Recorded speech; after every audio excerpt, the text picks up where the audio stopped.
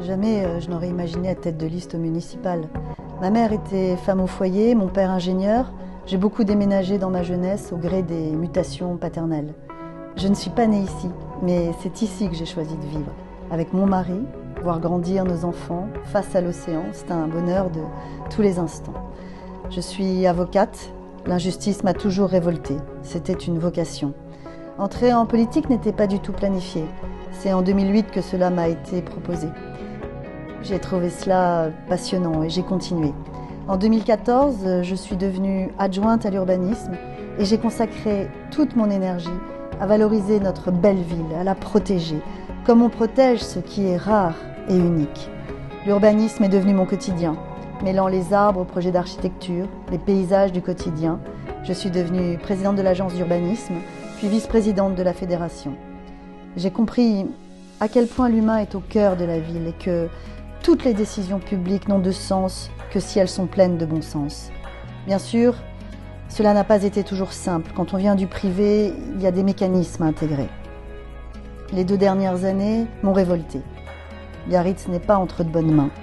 Les Biarros méritent des élus qui les écoutent, les comprennent, les protègent. Il est grand temps de se battre pour eux, ce qui n'est plus le cas aujourd'hui. Il est grand temps de changer de logiciel, de méthode, de mettre des compétences au service de notre ville. C'est pourquoi, avec notre équipe, nous portons ce projet avec fierté. Cette élection n'est pas juste une lutte du passé pour l'avenir. Le monde change. Il faut des élus capables et crédibles de faire un monde meilleur, bienveillant, solidaire et surtout durable.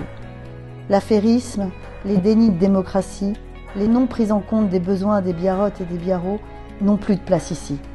La voix de la population doit être entendue. Ensemble, nous devons nous faire entendre. Ce dont Biarritz a besoin, c'est d'une ville apaisée, une ville plus verte pour un océan plus bleu.